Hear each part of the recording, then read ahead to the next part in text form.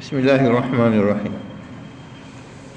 الحمد لله رب العالمين، والصلاة والسلام على رسول الله صلى الله عليه وسلم. رب اشرح لي صدري ويسر لي أمري واحلل عقدة من لساني يفقه قولي. أما بعد، leo tunaendelea tena na pale tuliposimama kabla ya kusafiri mimi kidogo, na kwa kuwa ndo kwanza tumefika aya 4-5 za mwanzo, kwa hivyo ya surati Sajda tutapitia tena inshallah kuanzia mwanzo mbio mbio, halafu tuunganishe na pale tulipofika.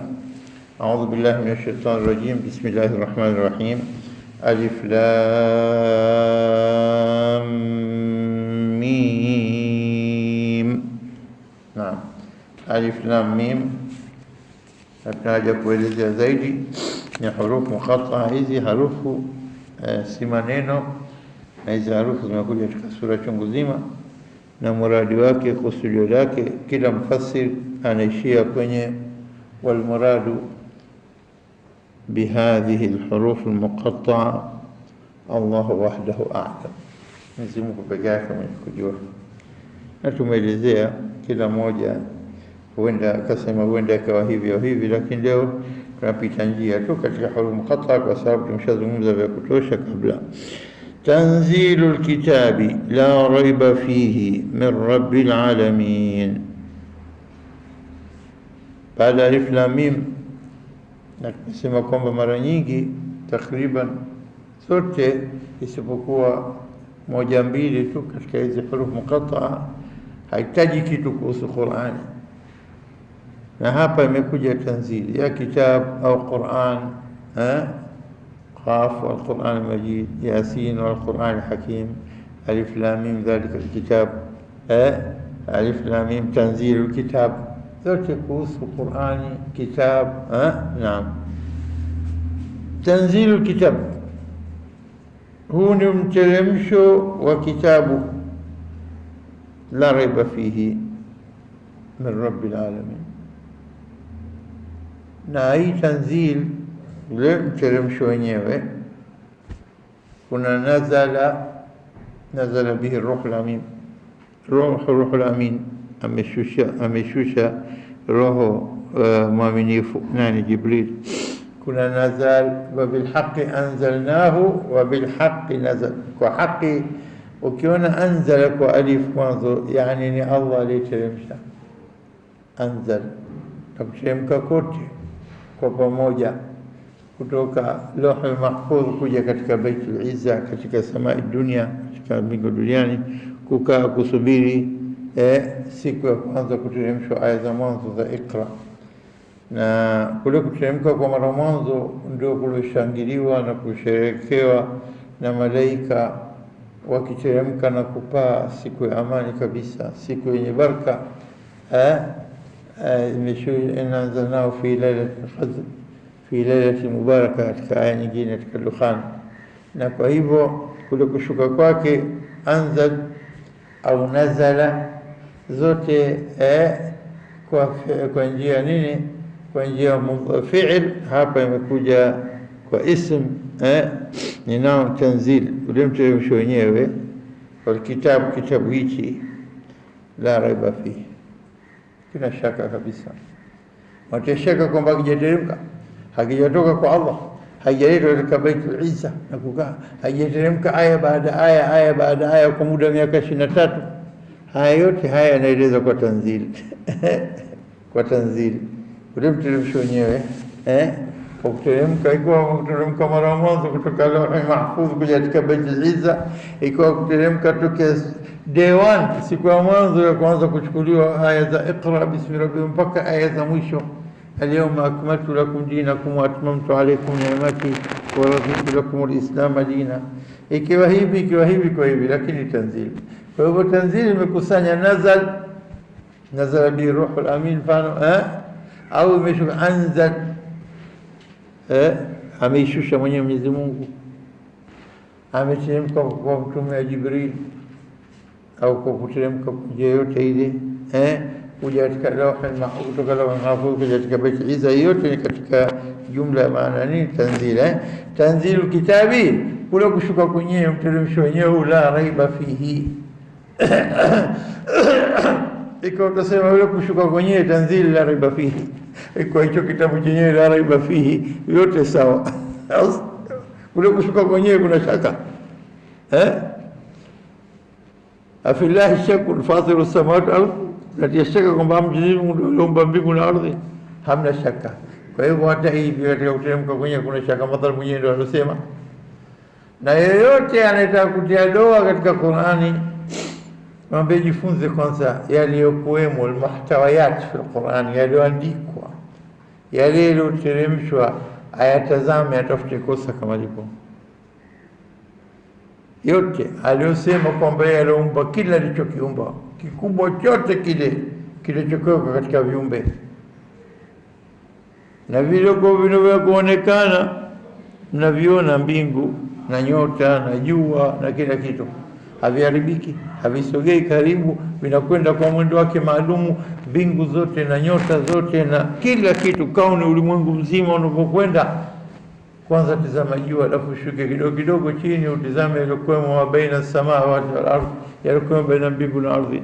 Halafu shuka katika ardhi, njoo utizame majabali yalivyosimama, utizame ardhi ilivyotandikwa, utizame bahari, halafu utizame katika chini ya ardhi, ukenda kote huko, lahu ma fi samawati wa ma fi al ardhi wa ma bainahuma wa ma tahta thara. Allahu akbar. Haja kuachia pale kote kule, tizama, nenda mbinguni, nenda katika ardhi, nenda katikati baina mbingu na ardhi, nenda chini ya ardhi, yote lahu ma fi samawati wa ma fi al-ardhi wa bainahuma ma tahta. Kwa hivyo iko yote ametengeneza, ameumba yeye. Kuna yote anaweza kuchallenge akasema la, hajaumba huyo Mungu Allah wenu, nimeumba mimi. Anaweza kusema tajiona mpumbavu akisema hivyo, au mwendazimu kawacha vitu hivi kaviumba, ili yeyote atakayetaka kujidai kwamba yeye ndo kafanya ataonekana mwendazimu, kama alivyofanya Musailim al-Kadhdhab. Kasema mimi nateremshwa wahi, lete maneno yako. Maneno yake yamekuwa chini ya maneno ya washairi wa desturi chini ya washairi wa desturi. Kwa hivyo kafiri, au sivyo? Kwa hivyo ikiwa la raiba fihi, kule kuteremshwa kwenyewe, kwa sababu aliteremsha Mwenyezi Mungu, na la raiba fihi, maneno yaliyo ndani ya kitabu kilichoteremshwa, haya maneno yaliyoteremshwa na Jibril, la raiba fihi hudan, la raiba fihi, hapa hakuna hudan, ni mwongofu min rabbil alamin. Anataja baina kuteremsha Qur'ani na aliyeteremsha na maneno yake mwenye rabbil alamin, mola mlezi wa ulimwengu wote. Kwa hivyo hapa ukilinganisha na alif lam mim al-Baqara, dhalika alkitabu, kakusudia sa kitabu pale. Hapa kuna tanzil, kule hakuna tanzil, wewe teremsha wenyewe na kitabu chenyewe, na vyote vile la raiba fihi, la raiba fihi fi tanzil wala raiba fihi fi alkitab, au sio? Lakini kule kitabu sasa kusudia, kwa sababu ni mwanzo, kinazungumza baada ya kushasema ihdina sirata mustaqim, unaomba dua, niongoze njia iliyonyoka, njia ya hidayah, nipate nini? Kupata kujua Mola wetu anataka nini kwetu. Hakwambia la, chukua nakupa mimi, la raiba fihi, kila shaka ndani yake. Hudan ni nini? Uongofu, mwongozo lilmuttaqin. Kwa hivyo hapa hii kuteremsha kwenye tanzil min rabbil alamin, kutoka kwa Mola na mlezi wa ulimwengu wote, kwa sababu imekusudiwa kile kitabu chenyewe na Qur'ani yenyewe, maneno wanaofundishwa wafuasi wake Mtume sallallahu alaihi wasallam. Baada ya kushateremshiwa Mtume sallallahu alaihi wasallam, wafuasi wakataka kutia maneno yao, wakasema kwamba haya maneno ya uzushi hayana kweli, hayajatoka kwa Mwenyezi Mungu. Mungu anamjua hivyo. Wanasema ukimuuliza nani ameumba mbingu na ardhi, akwambia la yaquluna Allah. Ala, anamjua. Sababu kwa kaumba vyote hivyo, kuna sababu gani ya kuteremsha maneno kama haya? Am yaquluna iftarah, au wao wanasema kwamba Muhammad sallallahu alaihi wasallam amekizua kitabu, haya maneno Qur'an?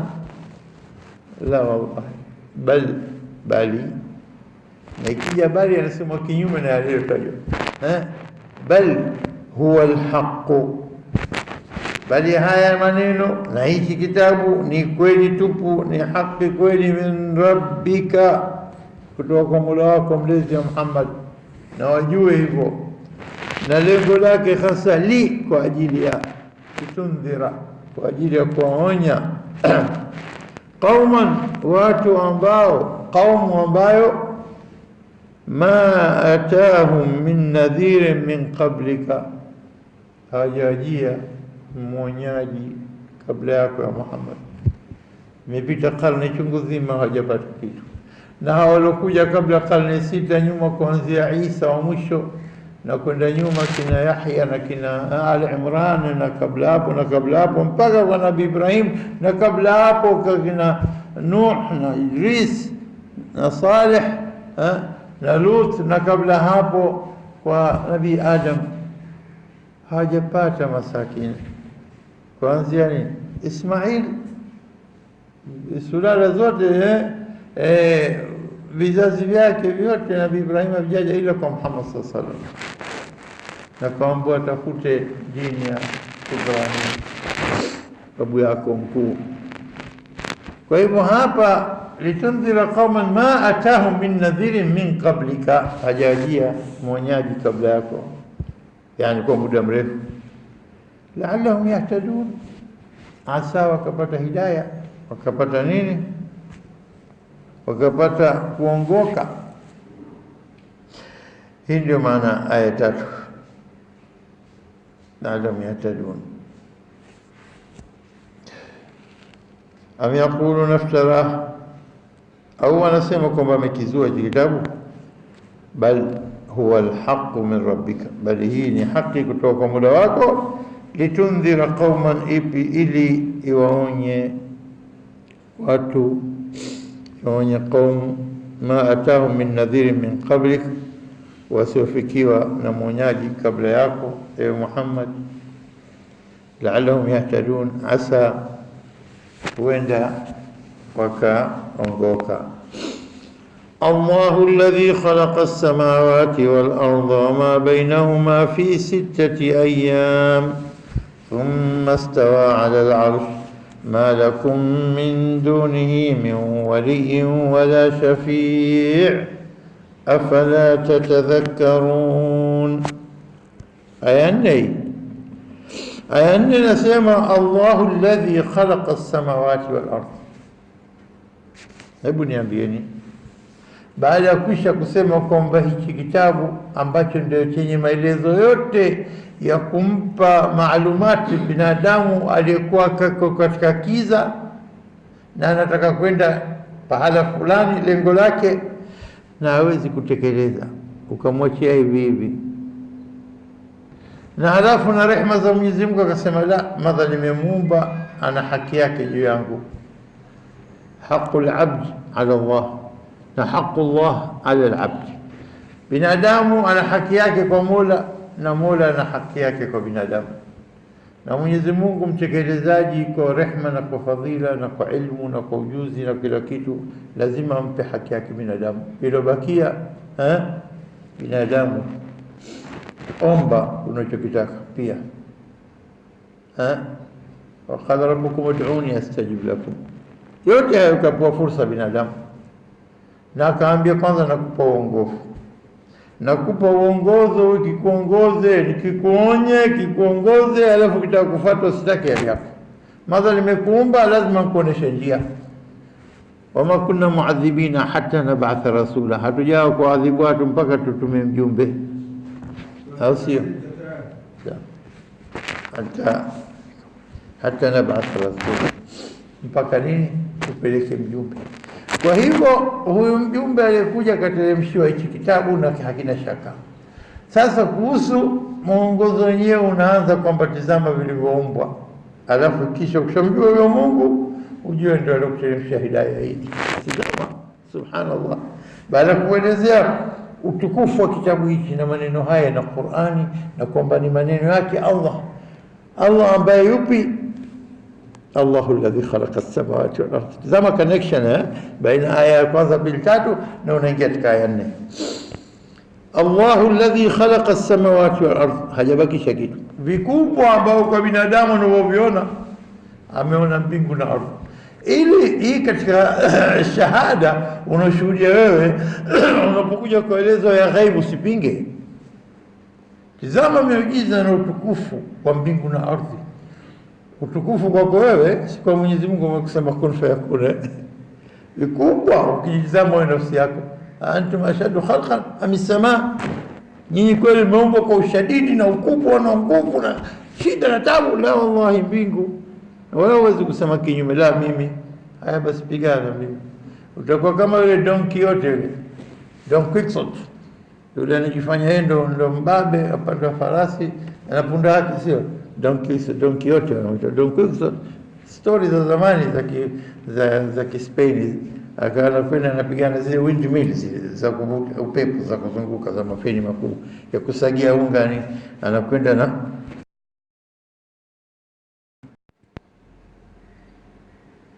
kwa hivyo kisa cha Don Quixote au Don Quixote ya Hispania, hadithi za Alfurela za huko za uzunguni, anakwenda kupigana mapanka yale ya windmill yale makubwa yale kusagia unga sana tumia, sio?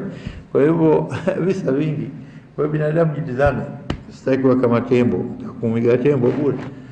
Binadamu ujue udhaifu wako na vikubwa vilivyokuwa mbele yako unaviona, na wala ukivitizama kwa elimu yako utajua kwamba hivi vitu vimetengenezwa kwa itqan.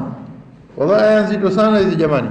Kwa hivyo naanza Allahu alladhi khalaqa as-samawati wal arda, Mwenyezi Mungu ndiye aliyeumba mbingu na ardhi, mbingu zote, wama bainahuma, na vilivyokuja baina yao. Wama bainahuma, na vilivyokuja nini baina ya mbingu na ardhi.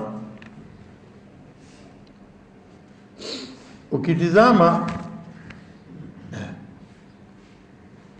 anasema hii ardhi,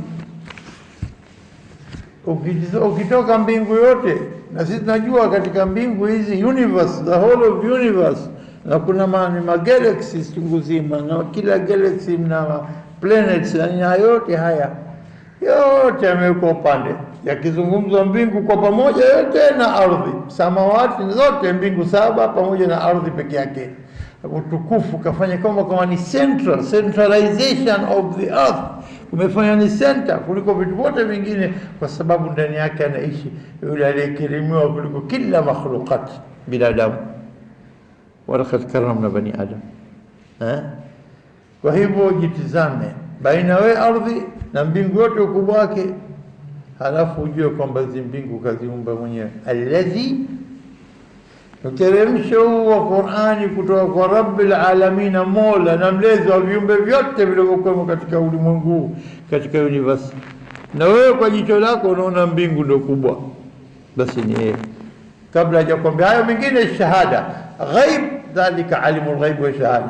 Al-ghaib mengine hajakwambia, kwa sababu ukitaka kuingia katika ghaib, katika hadithi ya Mtume sallallahu alaihi wasallam anasema inna Allaha qad adhina li, Allah amenipa idhn, ameniruhusu an uhadithakum an malak, nikuhadithieni kuhusu malaika mmoja tu, min malaikati al-arsh, katika malaika nini, wabeba arshi ya Mwenyezi Mungu, wayahmilu arsha rabbika fawqahum yawmaidhin 8, sio? Katika surati al-Haqqa wabeba 8 safu 8 laini 8 8 malaika tu. Aina gani? Kila mmoja tofauti na mwingine au namna moja? La, acha hivyo. Lakini katupa tu kidogo tudokolea, akasema Mwenyezi Mungu amenipa idhn nikuhadithieni, wahadithakum an malakin min malaikati al-arsh. Tuhadithia Mtume ya Rasulullah alichokuambia Mwenyezi Mungu na alikupa idhn tuhadithia. Anasema ma baina atiqihi wa shahmati udhunihi, baina bega lake na kinyama cha chini cha shikio hili, basi haya ni masira tu 700 am, mwendo wa miaka 700.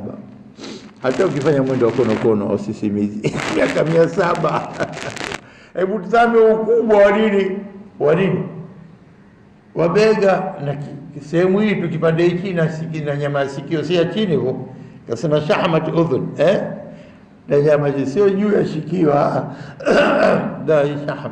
Miaka mingapi? 700. Kiumbe hicho umekiona huyo mmoja, wangapi wanabeba arshi? 8 nini, line 8, group 8, makundi 8, mmoja na kio mmoja halio.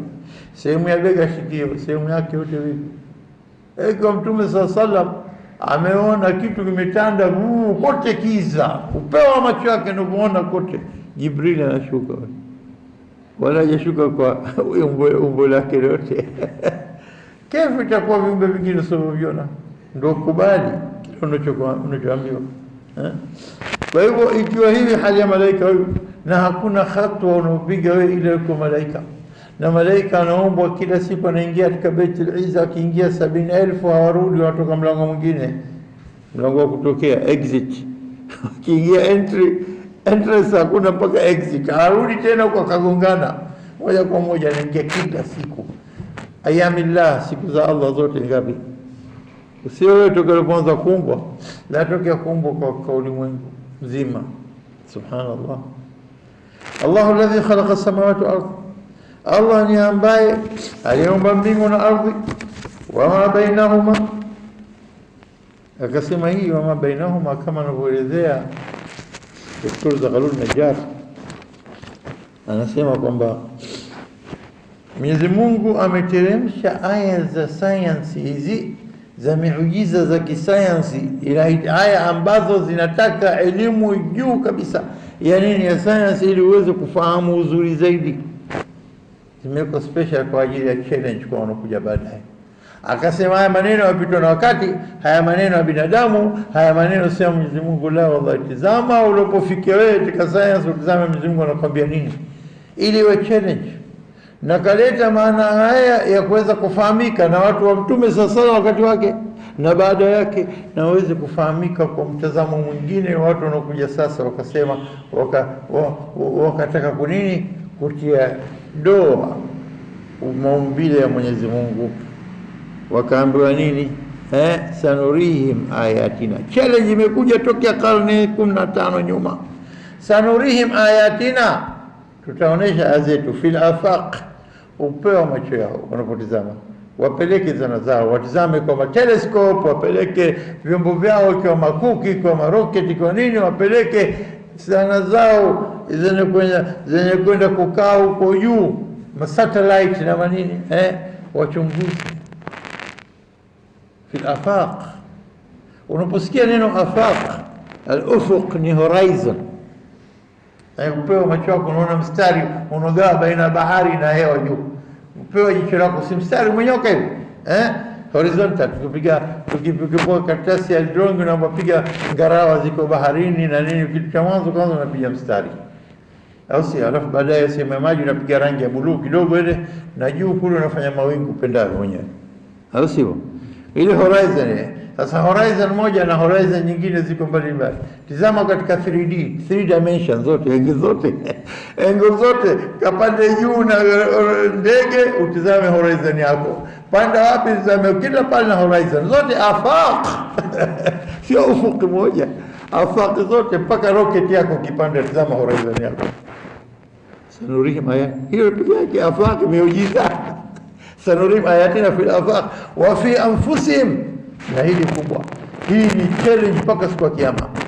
Kila daktari wakusanyike, madaktari wote wa ulimwengu wapige conference zao na wafanye mwezi mzima, na wakae masaa 10, 12, 14 kila siku, wakusanye kila daktari alete kila anachokijua katika nini sehemu ya binadamu. Unaona unyayo chini mpaka unywelewe, binadamu wajitazame, wafi anfusihim. Halafu watunge volumes kama volumes ya vitabu, watie katika makompyuta, wafanye ma-CD, wafanye nini, wallahi watakusanya maalumati yote. Halafu mwisho atasema, wallahi kiumbe hichi binadamu hali hii, kifi viumbe tusovijua vingine.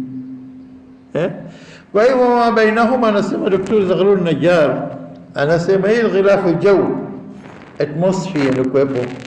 Anasema yeye kwamba hazina, kuna mada zilizotoka kwenye ardhi na kuna mada zilizotoka mbinguni, na pamoja hizi ndio zimefanya hii atmosphere.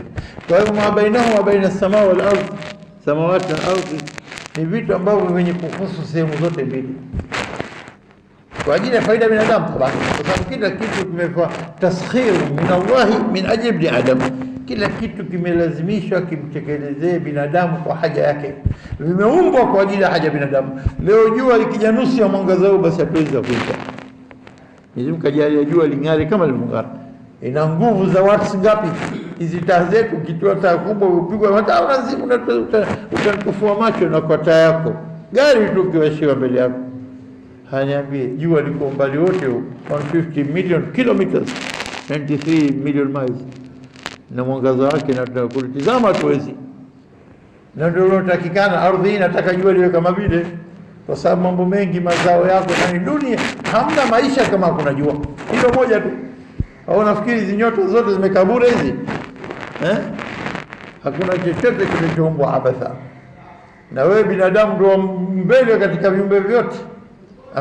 Afa hasibtum annama khalaqnakum abatha, mnafikiri kwamba nimekuumbeni basi bure bure tu mje mstarehe muue mnyang'anye mdhulumu ni alafu muendezeni basi amekwisha? Wa annakum ilayna la turja'un, la wallahi mtarudi kwetu. Fata'ala Allah al-malik al-haq. Kwa hivyo hapa natazama masala ya alladhi khalaqa as-samawati wal ardh wa ma bainahuma, na ma baina mbingu na ardhi akasema fi 6 ayyam, siku 6. Sitaki kwenda deep katika maelezo kwa sababu tushaelezea vya kutosha. Siku 6 hizo siku ambazo Mwenyezi Mungu amesema thumma sta'ash ma lakum min dunihi min wali wala shafi' afala tattaqun.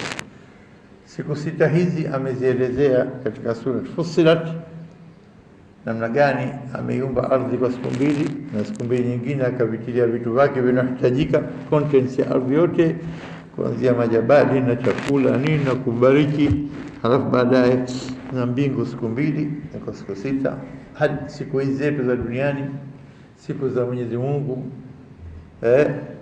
siku ambazo kataja hapo hapo kwa kutaja 6 ayyam, akaleta aya inayofuatia ya 5 yudabbiru al-amra min as-samaa'i ila al-ardi thumma ya'ruju ilayhi fi yawmin kana miqdaruhu 1000 sanatin mimma ta'udun.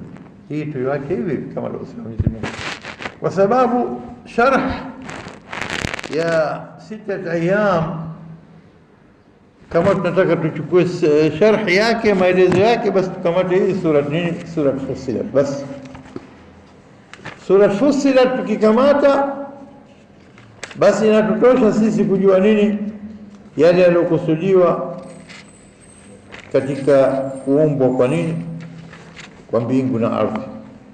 Ukienda katika sura Fussilat, nataka kila mmoja kama anapata nini msaafu anaweza kufungua mwenyewe katika aya za mwanzo kabisa.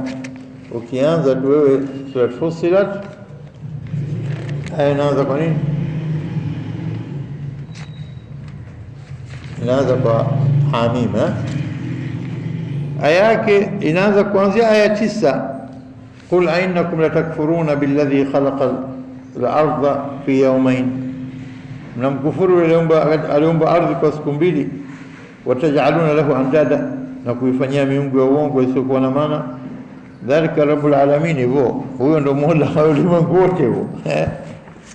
Alafu ikisha akaelezea waja'ala fiha rawasiya, akaweka milima min fawqiha, juu yake, wabaraka fiha, akabarikia, waqaddara fiha aqwataha, akakadiria humo chakula chake na maji yake, fi 4 ayyam, kwa kutimiza siku 2 nyingine kufanya siku 4, sawa lisailin. Kwa hivyo kufanya kama kwanza ardhi ilikuwa yote ilikuwa mbingu dukhani, ulimwengu wote ulikuwa dukhani, moshi. Alafu fafataqnahuma, tukavigawa mbingu na ardhi. Halafu kisha ikuja nini, kuumbwa ardhi na kutoa milima na kutikadiriwa chakula na kubarikiwa na kuumbwa mbingu zote, yom baada yom mpaka ikesha siku zake. Thumma kisha stawa ila samaa, akazielekea mbingu, wa hiya dukhan, wakati huo niko katika hali ya moshi. na sayansi inakiri kwamba mwanzo ilikuwa ni kama moshi tu ulimwengu. Ulikuwa joto na moshi, ukakulu, ukawa baridi mpaka ukawa ulipokuwa. طيب وقدر فيها ثم استوى إلى السماء وهي دخان فقال لها وللأرض. baada kisha kufanya yote akaiambia ardhi, akaiambia hiyo nini, mbingu na ardhi yake, itia tawan au karha, mtanitii na mtatekeleza maamrisho yangu kwa ajili ya kumhudumia huyu binadamu au nikulazimisheni. mbingu na ardhi zote vile sema ni qalata ataina ta'iin, tutakuja kukutekelezea yote unayotaka tukiwa wenye kutii. Akaomba mbingu zote saba, faqadahunna sab'a samawat fi yawmayn, mbingu zote akazifanya zote saba kwa siku mbili. Wa auha fi kulli samain amraha, na kaipa amri kila mbingu nini cha kufanya. Wazayyana samaa dunia masabiha, alafu tukapambiwa na mataa yote yanaona nyota zinazokujua katika mbingu ya dunia. Wa hifdha, na hiyo inatuhifadhi sisi. Hatujui moja katika kazi kubwa kwamba mbingu inafanya kazi ya kutuhifadhi sisi binadamu tuliokirimiwa Mwenyezi Mungu. Tuna nini? Security yetu sio kwa nje ya majumba na magari yao na vipenga na nini. Security kubwa, security ilahi, hifdha. Mbingu yote iko inatuhifadhi sisi, na sisi tunamchokoza Mwenyezi Mungu, tufanya dhambi, tufanya nini, Mwenyezi Mungu atusamehe. Lakini watu binadamu wanafanya mengi duniani. Dhalika takdiru al-aziz alim, haya ndio aliyokadiria mwenyewe al-aziz, mwenye nguvu wa kila kitu, al-alim, mwenye kujua kila kitu. Tutastop aya hii inshallah, tunasita